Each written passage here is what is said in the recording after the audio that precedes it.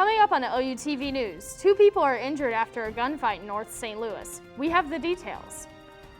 Plus, the man responsible for the 2019 killing of an Illinois state trooper has been sentenced. Find out how much time he'll serve. And the teen accused of murdering 2 and hurting a third during a protest in Wisconsin last year testifies before a jury. We'll recap what happened during the first half of the trial's 7th day. Those stories and more ahead on LUTV News.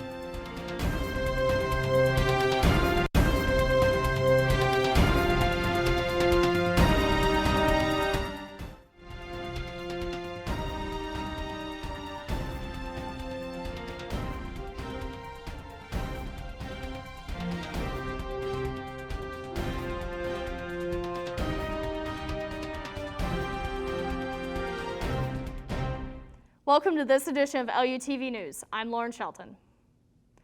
2 people are in the hospital after a gunfight outside of a North St. Louis nightclub. Police say a fight broke out inside Diana's Royal Palace on Natural Bridge shortly before 1 Wednesday morning. That fight moved outside after a 19-year-old got kicked out. Authorities say the shooting happened when the teen tried to grab his belongings from someone's car. He was shot in the leg and someone else was shot in their side. Police are still investigating the incident. St. Louis County Police are seeing a trend in mass car break-ins across the area. A UPS facility on Ryder Trail North is among the parking areas that have been hit by thieves recently.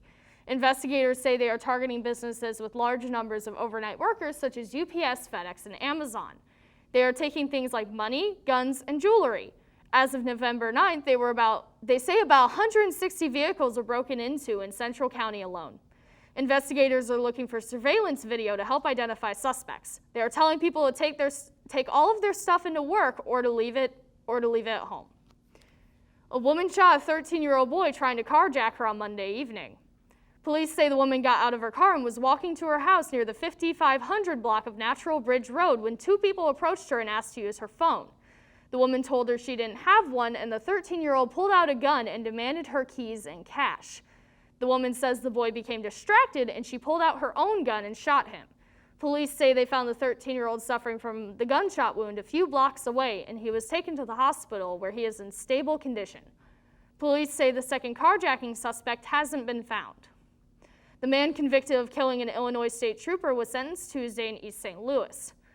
Police say 47-year-old Christopher Grant pleaded guilty to the shooting of Nicholas Hopkins. He also pleaded guilty to 6 other charges. A federal judge sentenced Grant to 40 years with credit for time served. St. Louis University is investigating after students are caught vandalizing an anti-abortion display on campus. A Students for Life group put up a display of several hundred small flags in the shape of a cross, with each flag representing a number of lives lost to abortion across the U.S. last year. Some students were later discovered vandalizing the display. St. Louis University released a statement that says they are aware of the incident and are taking it very seriously. The anti-abortion group says the display is an annual event, but is usually held in October.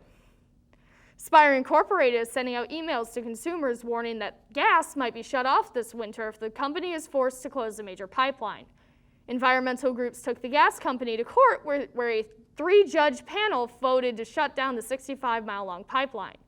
The St. Louis Spire pipeline provides gas to about 400,000 homes and businesses in the area. The Spire email warned that customers will get gas until December 13th. The environmental group suing Spire says that the pipeline should still be able to operate during the winter months. It's unclear if the Federal Energy Regulatory Commission will grant Spire permission for use during the winter.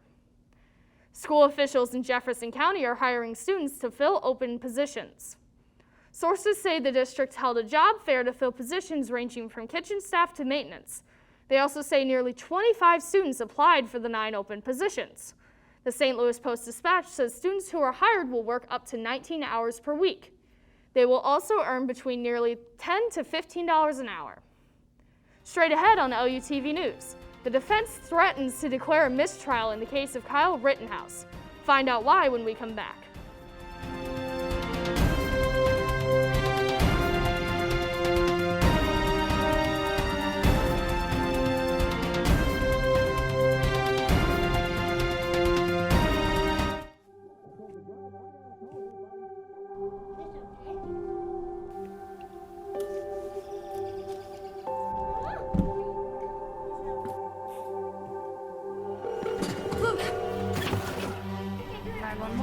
emergency? Everyone's on the way. What happened?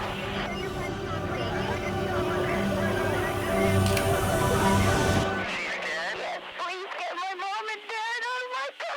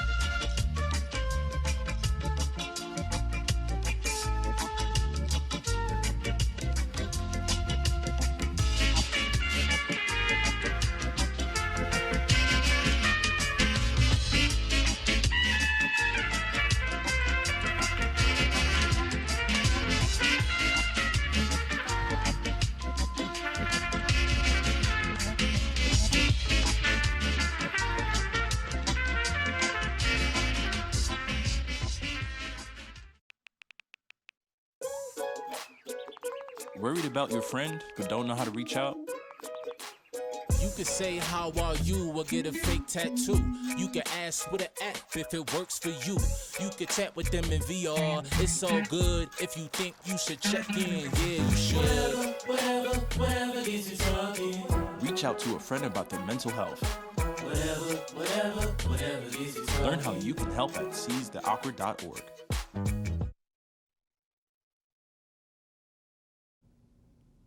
Nearly 1 million children ages 5 to 11 are expected to receive their first dose of the Pfizer COVID-19 vaccine on Wednesday. That is the latest from a White House official. They say that number represents about 3% of children ages 5 to 11. Officials say another 700,000 children are expected to receive their first dose in the coming days. The official says these numbers do not include appointments being made at doctors' offices around the country. With the vaccine available for children across the country, places such as New York City and Minnesota have set up over 1,000 vaccination sites for kids. Kyle Rittenhouse testified on Wednesday in the 7th day of his trial. Rittenhouse gave testimony in his trial about how he killed 2 people and injured another and whether or not it was self-defense or homicide.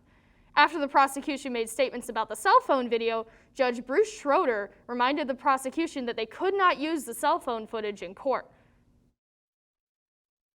Why would you think that that made it okay for you, without any advance notice, to bring this matter before the jury? The defense threatened to request a mistrial if the prosecution did that again. The judge called lunch after the prosecution tried to argue for the video once again. Former President Donald Trump's push to block information about the January 6th Capitol attack has been blocked by a judge. A U.S. district judge rejected Trump's request to block telephone records, visitor logs, and other documents from being released to the House committee on Tuesday. This comes directly after 10 senior Trump officials received court subpoenas. Trump says the materials the committee requested had executive privilege, which means those communications were protected. The judge said in the decision, quote, "While broad, these requests and each of the other requests made by the committee do not exceed the committee's legislative powers." Trump says he will appeal the judge's decision. The Justice Department wants to sentence the U.S. Capitol's so-called QAnon shaman to more than 4 years in prison. 34-year-old Jacob Chansley is a face-painted, shirtless individual who wore a headdress during the siege of the U.S. Capitol back on January 6. Prosecutors say his actions, along with those alongside him, has, quote, "made us all question the safety and security of the country in which we live." The prosecutors want Chansley's sentence to set an example for any possible future attacks. He has been in jail for nearly 10 months. He will be sentenced Wednesday in federal court. Consumer prices jumped in October, and the inflation rate is at its highest point in over 30 years. The Consumer Price Index says that gas, groceries, healthcare, and rent all rose 6% compared to last year. The Department of Labor says November marks the 5th consecutive monthly increase in gas prices. The increases have been linked to customer demand for goods and services as the pandemic declines. President Biden says he's directing his counsel to, quote, "pursue means to try to further reduce these costs," and is asking the Federal Trade Commission to strike back at any market manipulation or price gouging. A South African Paralympic athlete who was convicted of killing his girlfriend Reva Steenkamp in 2013 could be released from prison. Corrections officials say 34-year-old Oscar Pistorius has been up for parole since April. The Department of Correctional Services confirms that he must first participate in a restorative justice program. This is where offenders acknowledge and take responsibility for their actions. Pistorius was convicted of murdering Steenkamp in 2015 and was sentenced to 13 years and 5 months in prison. MSNBC host Brian Williams signing off from the anchor desk at the end of his contract next month. Williams worked with NBC for 28 years and is best known for his time as an anchor for the NBC Nightly News. He later launched the 11th Hour on MSNBC. Williams says in a statement he'll, quote, pop up again somewhere. In the meantime, the 62-year-old journalist says he plans on spending time with his family. Williams was the network's top anchor from 2004 until 2015, until he was removed after he acknowledged exaggerating an anecdote about a helicopter ride in Iraq. Clouds on Wednesday may keep the sun from shining, but temperatures will still be pleasant. However, rain is coming. I'll let you know when you'll have to break out the umbrellas after the break.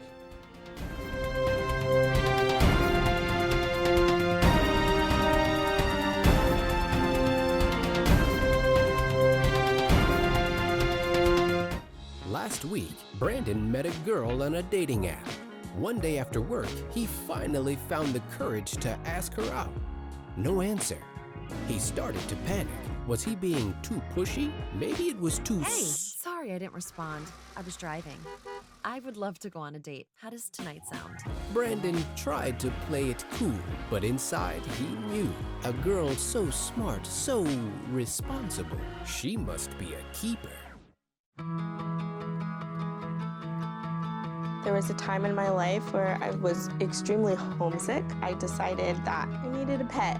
When I first saw a turtle, my heart was full. He jumped up and kissed me and jumped right into my arms. I immediately went up to the volunteers at the shelter and said, I want him, he's gotta come home with me. Now anything but lonely. Every day with Turtle is a perfect day and keeps me company when I'm doing schoolwork. I like it when he jumps up on the table too. He is a veggie thief. He's an incredible companion and my best friend. Can't say that I've met anybody that doesn't love him too.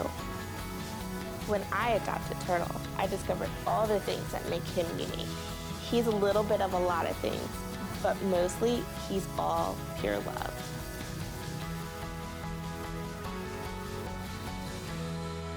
You're home before sunrise, on top of the house, the kids, and our future.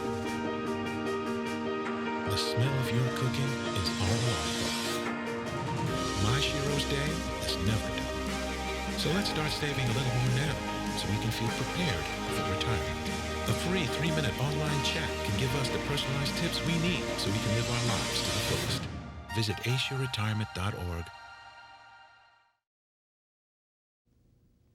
Hopefully you didn't put those jackets away quite so quickly after the warm weather we have had the last few days. Wednesday is still very enjoyable despite the heavy cloud cover, but rain is on the way. Cold front will sweep in behind the storm system and will bring with it more chilly temperatures. So have your umbrellas and jackets at the ready for the morning commute on Thursday. Looking at conditions across the viewing area, there are clouds as far as the eye can see. Temperatures are starting to slowly drop as we move to the east. St. Charles is at 69, while across the river, Maryland Heights is at 68. And downtown St. Louis sits at 67. St. Peters and O'Fallon are holding steady at 69 degrees. As we move to the 5-day forecast, Wednesday is the highlight with temperatures reaching 70 degrees despite the clouds. Rain pushes in overnight and into the morning commute on Thursday, but will taper off around 9 a.m.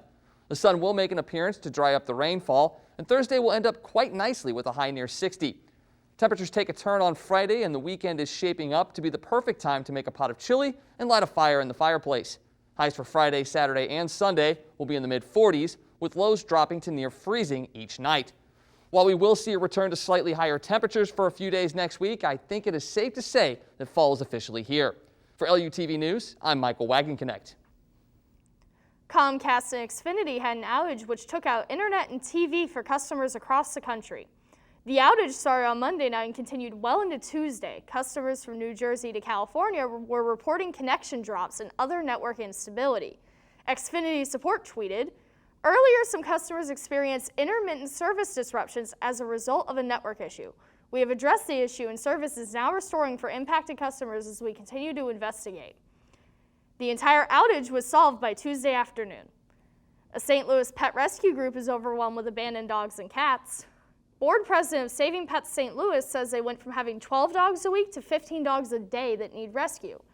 Rescuers say evictions, vet care, and growing tired of pandemic buddies are to blame for the spike in abandoned animals. The organization says, quote, "We are drowning in these guys right now, and they're dying and they're suffering because we have nowhere to put them."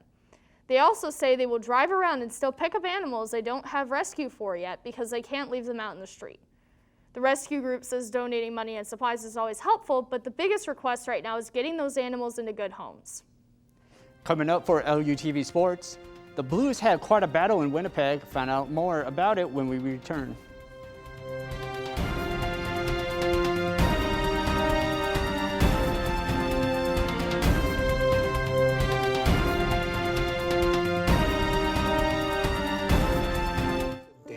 Every day is a challenge. To make sure that the time that I have, I spend with them. It doesn't matter how tired you are, you have to try and to teach them. When they learn something new, and you can just see in their faces, it's such an incredible moment. It's those moments that are my favorite.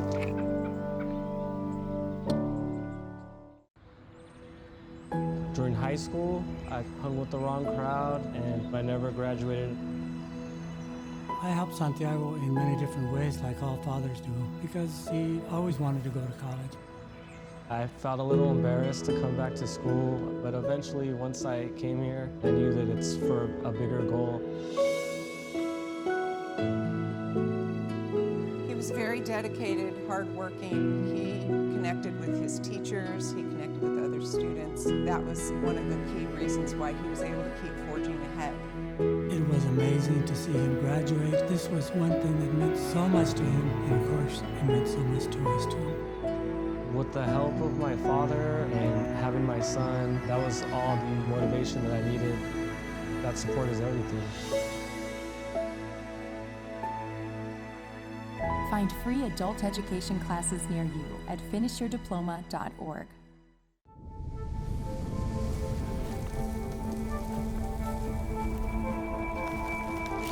Eva Marie smoked 12,000 packs of cigarettes over 15 years. She quit, and now there's a new lung cancer screening that could save her life. You stopped smoking, now start screening. No matter how much you've smoked, early detection could save you. Talk to your doctor or learn more at savedbythescan.org. The Blues battled it out against the Winnipeg Jets on Tuesday night. In the first period, Pavel Buchnevich scored on a power play goal. James Neal and Jordan Kyrou with the assist. Midway through the second period, Jets answered back with Neil Pionk scoring from a far distance and getting past Jordan Bennington. 6 minutes into the third period, still tied, Kyle Connor would score to take the lead. Blues would answer right back when Jordan Kyrou scoring on goalie Connor Hellebuck. After a scoreless overtime, Ryan O'Reilly would score on Hellebuck in the shootout. Jordan Bennington would come up with the save. Blues win 3-2. The Blues will be back home Thursday night against the Nashville Predators. The St. Louis Cardinals are bringing back relief pitcher TJ McFarland. The left-hander re-signed with the team on a one-year contract. McFarland is expected to receive $2.5 million. McFarland joined the Cardinals this past season in July as a free agent. Last season, he had a record of 4-1 with a 2.56 earned run average. The National Football League is finding the Green Bay Packers' Aaron Rodgers and wide receiver Allen Lazard for violating COVID-19 protocols. The NFL is finding the team $300,000, while both Aaron Rodgers and Allen Lazard are looking at about $15,000 fine apiece. The violations included Rodgers not wearing a mask during his news conferences while being unvaccinated, Lazard, who is also unvaccinated, attended a Halloween party. The protocol prevents unvaccinated players from off-the-field gatherings in groups more than 3. The NCAA is restructuring their constitution for college sports.